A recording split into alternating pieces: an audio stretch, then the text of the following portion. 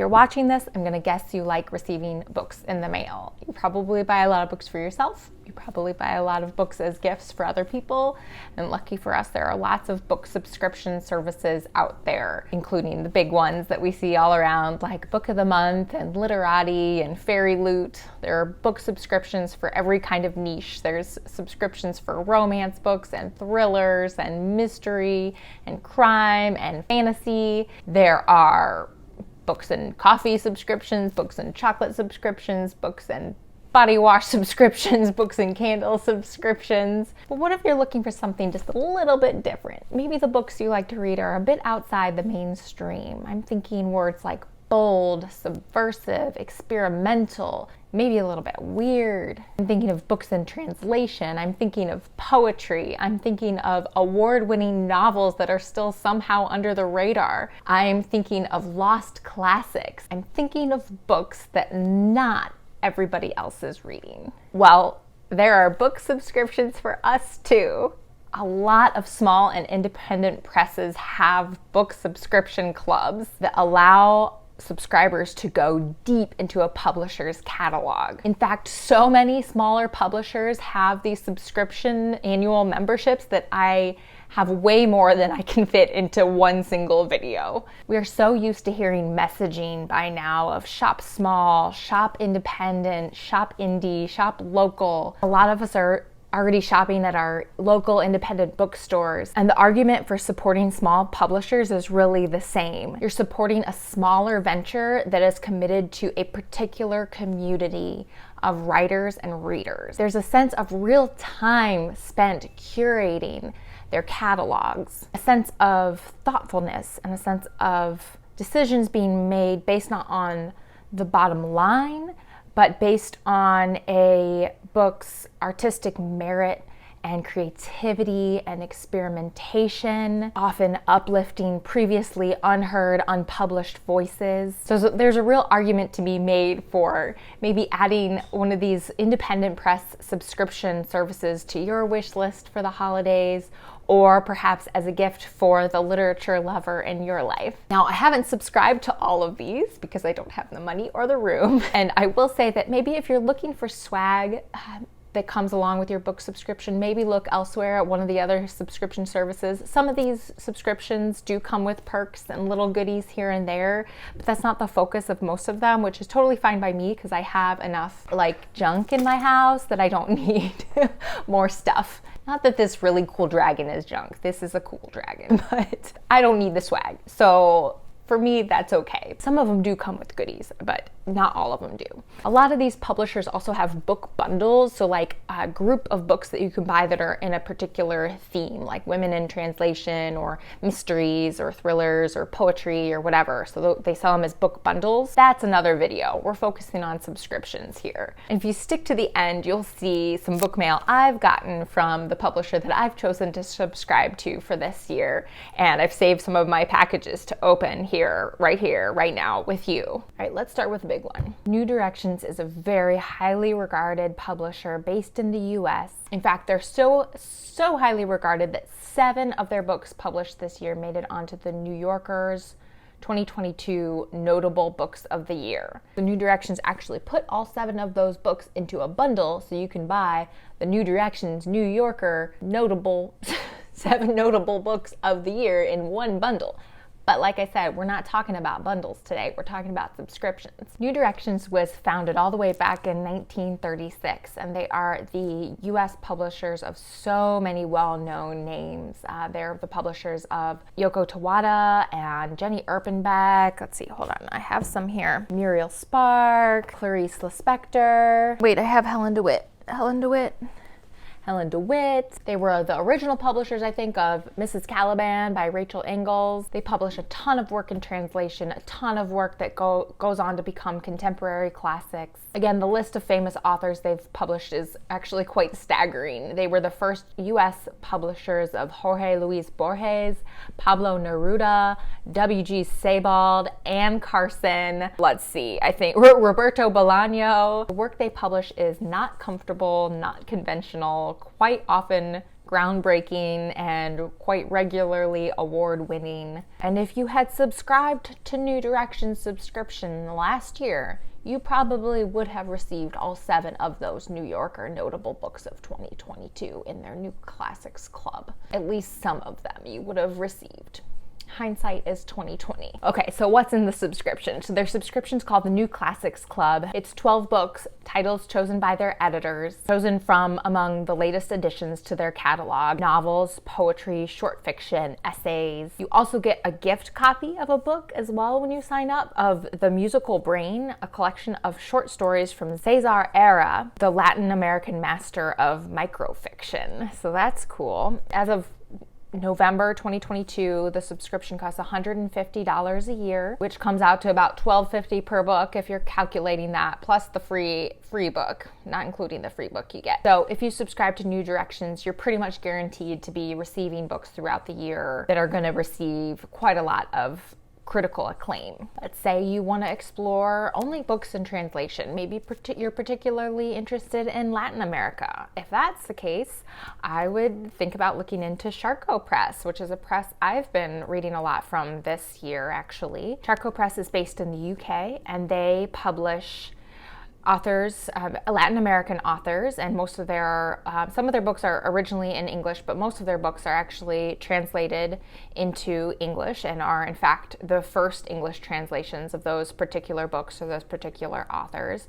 They brought us Elena Knows, which I have, hold on, wait, I have it here. They brought us award-winning, long-listed, short-listed, widely regarded Elena Knows, which I've talked about a lot here, and they have an incredible selection of just amazing books, and all of their books are really like colorful, like they're just really well packaged. I love the covers and everything. So their 2022 subscription included 8 brand new titles shipped on or possibly before the official release date. If you had subscribed in 2021, you would have received Elena Knows. The number of books that you receive changes based on the year. So in 2021, it was 7 books for £65. And it was 8 books in 2022 for £70. They share what books you're going to receive in advance, so you can see the full list of the books that will be included that year, which I particularly appreciate. It's nice to be able to browse and see and just make sure it's going to be a fit for you. What if you're looking for something a little more fun, a little more genre fiction? Then maybe you should seek out Soho Press, in particular Soho Press's International Crime Club. Soho Press is a publisher based in Manhattan. They were founded in 1986, and they publish a lot of books every year. They publish 80 to 90 books a year. They're pretty big, and they have their books in their Soho Press imprint. They have a Soho Crime imprint and a Soho Teen list catalog as well. So the Soho International Crime Club, you get 1 book per month, plus exclusive discounts on other series, members-only digital author events, signed book plates, and exclusive Soho goodies. Again, I like that they tell you ahead of time what books are included each month for the year, and the cost is $14.99 a month for a digital subscription and $24.99 a month for a print subscription. August 2022 selection was a novel called Shutter by Ramona Emerson, and Shutter was longlisted for the National Book Award, actually. Their monthly selections seem to be a really good mix of cozy mystery, spy thriller, traditional mystery, historical mystery, so it's a really good mix of crime fiction. Soho Press is the publisher of the English translation of An Elderly Lady is Up to No Good, which I love, and my grandma and mom also love. And of course, An Elderly Lady Must Not Be Crossed. So what if you really aren't into the new, most recently published fiction, nonfiction, poetry? What if you like older classics?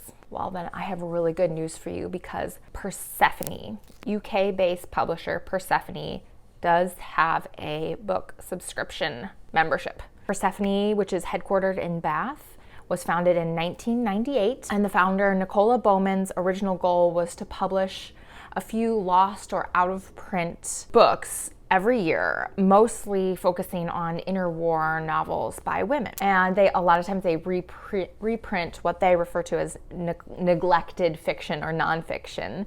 And again, mostly women writers from the mid 20th century. And they have to date, they have published 145 books, which you can still order every single one of them. Many of you are probably familiar with the iconic gray cover with the fabric end paper. They include a reprint of fabric that matches the time period or the themes of the book. So the end papers are all specific to the book. So their book a month club, you choose between 6 or 12 books, and you can actually pick exactly which books from their catalog, their 145 books that you want, which is really quite wonderful. It's $165 for 6 books or 6 months, and $329 for 12 books over 12 months. And if it's a gift, you can actually have the books gift wrapped as well. If you are looking for a sale, check out New York Review of Books, because their book subscription, as of right now,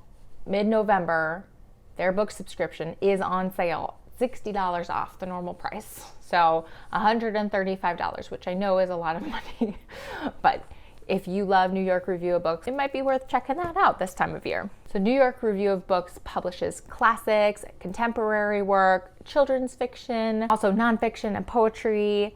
My favorite is their classic series. It's an incredible range of classic work that is mostly like under the radar or cult favorites, including a ton of literature in translation. In fact, in spring 2023, they are publishing a translation of Swann's Way by Marcel Proust that has been previously unavailable. I guess it's an Australian translator translating into English that has been previously unavailable to American booksellers. So that's kind of cool.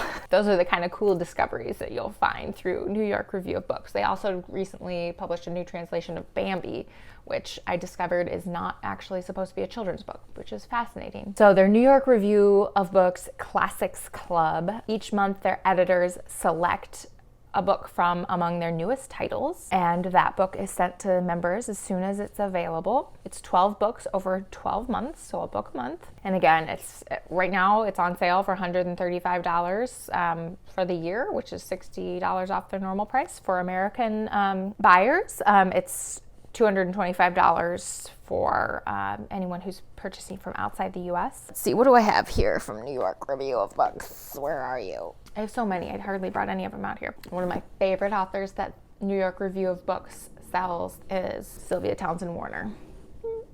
So, this is Lolly Willows. This is The Corner That Held Them. Both amazing books. Handheld Press also, and I think Persephone has a Sylvia Townsend Warner book.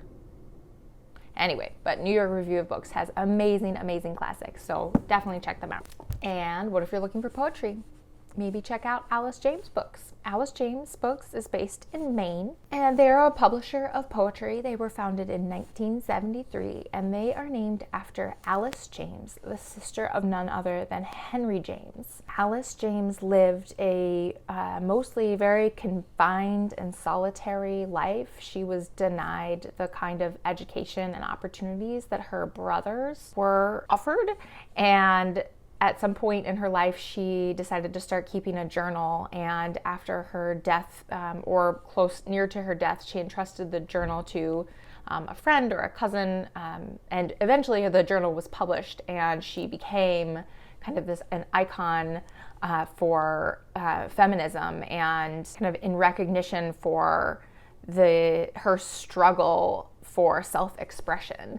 And so Alice James Books started out as a feminist publisher of poetry in the 70s, and so they named themselves after Alice James. And now they publish poets of all genders and all backgrounds. What they're trying to do is drive conversations that help us overcome the barriers we face, and they publish writers whose work dynamically pushes against silence. They have beautifully packaged books, absolutely gorgeous, gorgeous collections of poetry. Here's just one that I have. I have several of their books, but this one is Soft Science by Franny Choi. And their subscription, 1 year of books, a full year of titles, 8 books. Usually you save through the subscription, you save about 30% off each book. Subscriptions start with the next forthcoming title. Or if you want to go a step further, you can make a donation on top of the subscription. Alice James says that their book sales cover just 20% of their operation costs, so donations actually play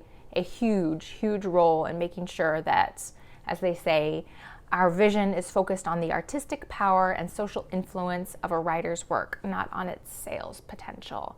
And I think that's it's a great quote to think about for many of these nonprofit publishers, that they're really focusing on the artist and the writer and not necessarily thinking about, like I said earlier, the bottom line, and they therefore need support from things like subscriptions and donations in order to keep bringing this fantastic work into the world. Just listing a couple of their upcoming books that have a lot of really beautiful titles. Burning Like Her Own Planet by Vandana Khanna, Song of My Softening by Omatara James, and Standing in the Forest of Being Alive by Katie Ferris. Aren't those great titles? Gorgeous. We also have Biblioasis, based in Windsor, Canada. Biblioasis is committed to publishing the best poetry, fiction, and nonfiction in beautifully crafted editions. They have an incredible, really fun subscription program, actually. So there are a lot of different subscription types to choose from, which I think is so cool. They have a nonfiction club and a fiction club. Each are $100. And you choose 5 books from a list of like 8 or 9 books, which is really fantastic because you can then, similar to some of these other commercial subscriptions where you kind of choose the books that speak to you or, will appeal to you. This gives you an opportunity to see what they're publishing and choose the books that will fit you best. So I think that's really cool. They also have a poetry club with 5 books of poetry that are sent to you for $100. So each of the fiction, nonfiction, and poetry clubs, you get 5 books for $100. And then they have a translation club, which is 4 books for $80. So lots of options. And the coolest option, I think, is the mystery box. For $100, they send you a surprise mix of 5 books. So you can tell them, this is the cool thing about like these smaller publishers. You can send them a note and they will read it. You can tell them like what your interests are, what genres you like, what kind of books you like, and they will curate your mystery box for you. They will curate this box of 5 books for you. Or you could just choose to have it be a complete surprise and have them choose your 5 books. And each of these clubs, all of these options from Biblioasis, includes bonuses like chapbooks, broadsides, and other ephemera, as they say. One of the more well-known books recently from Biblioasis, or I should say that I've seen around from Biblioasis, includes Case Study by Graham McCrae Burnett, which was longlisted for the Booker Prize this year. And they're also the publisher of Lucy Ellmann's Ducks Newburyport, and also several of her other books. They also have a really fun illustrated series of Christmas ghost stories, and they're these little books that are ghost stories. There's one by Shirley Jackson, and I think there's a Charles Dickens one. There's an Edith Wharton story, Daphne du Maurier, and they are all illustrated by the Canadian cartoonist Seth. That's not part of the subscription, but that's just cool. All right, let's say you're just a little bit nervous about committing to one press in particular, which is understandable. In that case, I suggest checking out Literati Bookstore in Ann Arbor, Michigan, because they have a monthly subscription program that is just for indie press books.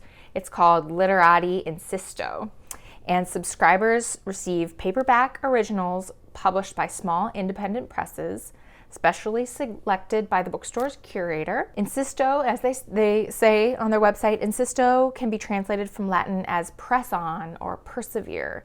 And the subscription exists to celebrate the beautiful, unusual, original books that make indie presses so vital to the literary world. And Insisto selections include fiction, poetry, and creative nonfiction.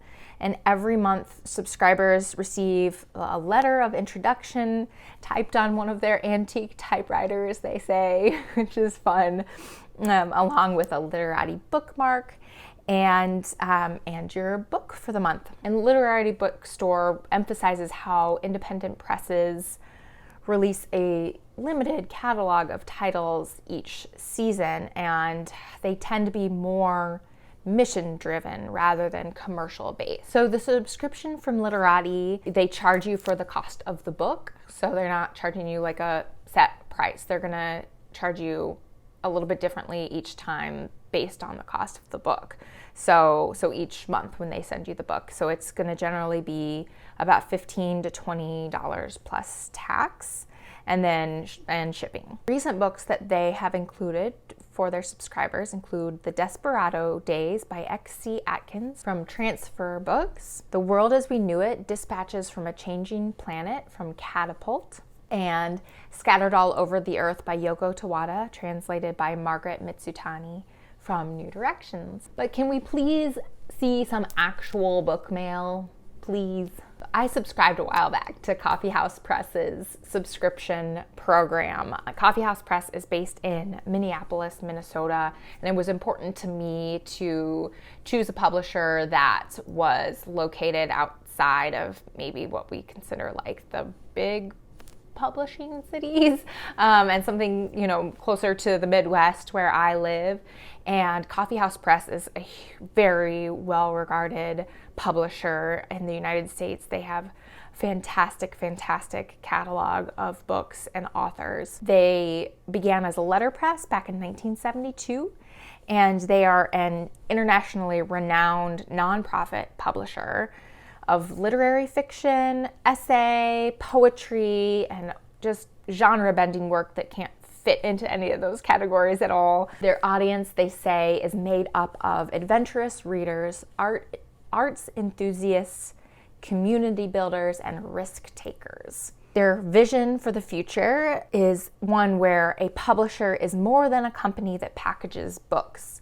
We are catalysts and connectors between authors and readers, ideas and resources, creativity and community, inspiration and action. And I don't think I could say it quite any better than that, so I figured I better just read it. Two of their books were finalists for the 2022 National Book Awards. The Ecuadorian author Monica Ojeda for her book Jawbone, which was translated from the Spanish by Sarah Booker. It's a novel about 14 girls who, it sounds so good, 14 girls who form increasingly dangerous rituals under a cultic mythology crafted by their ringleader. And in poetry, also nominated and longlisted, or a finalist in poetry for the National Book Awards, was Look at All This Blue by Alison Adele Hedge-Koch, is a single poem which is a love letter to California and its people, species, disasters, and incredible beauty, which sounds amazing, and the cover is really cool too.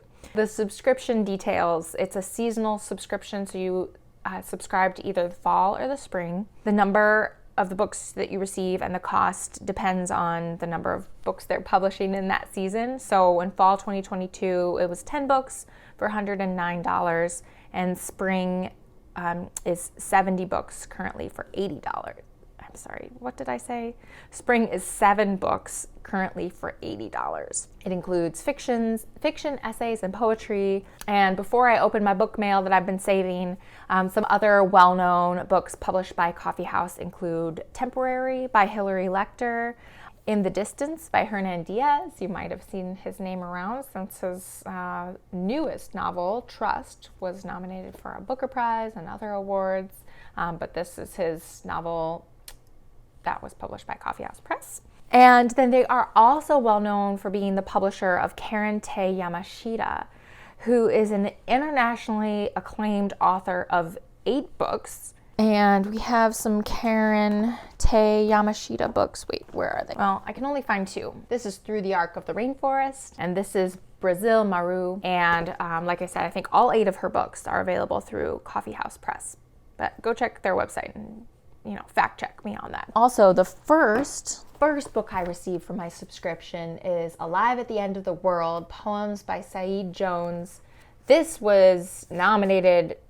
Where did I see this? I'm blanking on where I saw this, what list I saw this on. It looks amazing. I can't wait to read it. Also, the cover. We just pause a moment. The moment we've been waiting for. I don't remember which of these I received first, but I have been waiting. I have been holding on to them. What? There's 2 things in here. So excited. Ooh. Oh.